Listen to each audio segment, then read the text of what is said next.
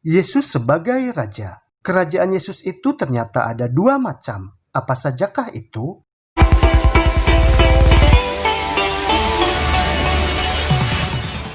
Tuhan adalah Raja.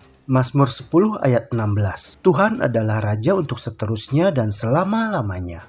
Di Alkitab disebutkan bahwa Yesus adalah Raja. Juga dituliskan bahwa Yesus adalah Raja di atas segala raja. Wahyu 19 ayat 16. Dan pada jubahnya dan pahanya tertulis suatu nama, yaitu Raja segala raja dan Tuhan di atas segala tuan. Tulisan ayat-ayat di Alkitab menyiratkan bahwa ada dua kerajaan Yesus, yaitu kerajaan kasih karunia dan kerajaan kemuliaan. Dan inilah penjelasan kedua kerajaan Yesus di mana Yesus adalah sebagai Raja.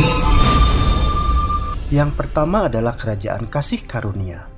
Segera setelah manusia pertama yaitu Adam dan Hawa jatuh ke dalam dosa, lalu Allah mulai melaksanakan kerajaan kasih karunia-Nya melalui Yesus Kristus. Namun pada waktu permulaan kerajaan kasih karunia tersebut, keberadaan Yesus sebagai manusia masih berdasarkan janji Allah. Kejadian 3 ayat 15. Aku akan mengadakan permusuhan antara engkau dan perempuan ini, antara keturunanmu dan keturunannya. Keturunannya akan meremukkan kepalamu dan engkau akan meremukkan tumitnya. Meskipun pada saat itu Allah belum berinkarnasi menjadi Yesus manusia, tetapi melalui kasih karunia Allah, kerajaan kasih karunia Yesus itu bisa dimungkinkan dirasakan serta dimiliki oleh orang berdosa, yaitu dengan cara menunjukkan iman mereka kepada janji-janji Allah, supaya dapat menjadi warga negara kerajaan kasih karunia-Nya. Akan tetapi kerajaan kasih karunia tersebut tidak dinyatakan dan ditetapkan sepenuhnya hingga sampai pada waktu kematian Yesus Kristus. Ketika Yesus berseru di kayu salib, sudah selesai. Kemudian setelah Yesus mati, maka persyaratan untuk rencana penebusan pun telah dipenuhi dan perjanjian itu baru bisa disahkan. Dan pernyataan Yesus yang mengatakan, Markus 1 ayat 15 katanya, waktunya telah genap, kerajaan Allah sudah dekat, bertobatlah dan percayalah kepada Injil.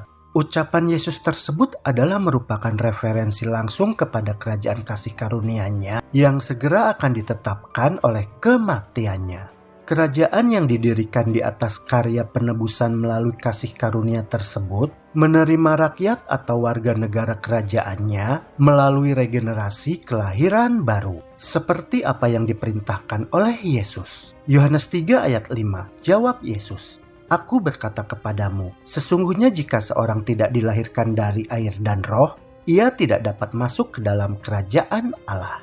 Dan Yesus juga membandingkan pertumbuhan kerajaan Allah dengan gambaran perkembangan fenomenal dari biji sesawi dan efek ragi yang terdapat pada tepung. Kerajaan kasih karunia Yesus itu tidak terlihat dalam bentuk lahiriah, tetapi kerajaan kasih karunia Yesus itu dapat dirasakan melalui pengaruh Yesus pada hati setiap orang percaya. Yesus mengajarkan bahwa Lukas 17 ayat 20-21 katanya, kerajaan Allah datang tanpa tanda-tanda lahiriah. Juga orang tidak dapat mengatakan, lihat, ia ada di sini atau ia ada di sana. Sebab sesungguhnya kerajaan Allah ada di antara kamu. Kerajaan kasih karunia Yesus itu bukanlah kerajaan dunia, melainkan kerajaan kasih karunia Yesus itu adalah sebuah kerajaan kebenaran yang ada di dalam hati setiap umat percaya. Dan tentang kerajaan kasih karunia Yesus ini, Rasul Paulus juga mengatakan bahwa kerajaan kasih karunia Kristus itu adalah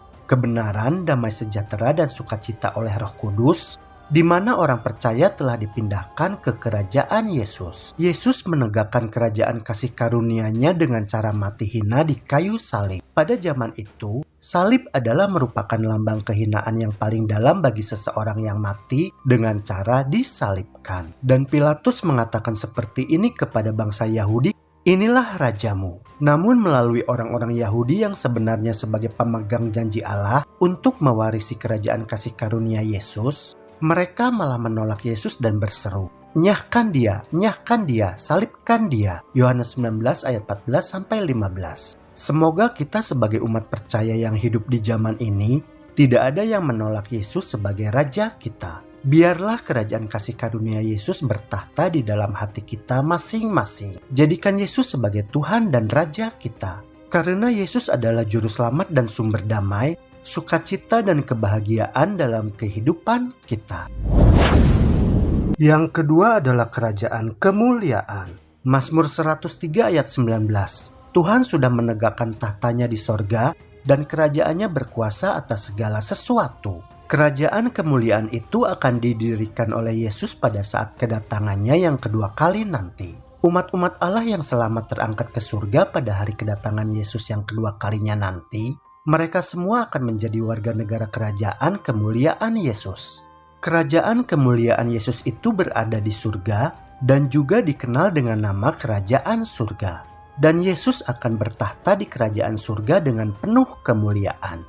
Matius 25 ayat 31. Apabila anak manusia datang dalam kemuliaannya dan semua malaikat bersama-sama dengan dia, maka ia akan bersemayam di atas tahta kemuliaannya. Lukas 1 ayat 33. Dan ia akan menjadi raja atas kaum keturunan Yakub sampai selama-lamanya, dan kerajaannya tidak akan berkesudahan. Maksud dalam Lukas 1 ayat 33 tersebut melingkupi atau berlaku bagi kerajaan kasih karunia dan kerajaan kemuliaan Yesus. Sebab umat percaya juga dapat disebut sebagai Yakub atau Israel rohani yang merupakan pewaris janji Tuhan. Di mana di Alkitab diceritakan bahwa bangsa Israel jasmani adalah pemegang janji Allah. Namun mereka telah gagal memegang janji Allah tersebut karena mereka telah menolak Yesus Kristus sebagai Tuhan dan Raja mereka.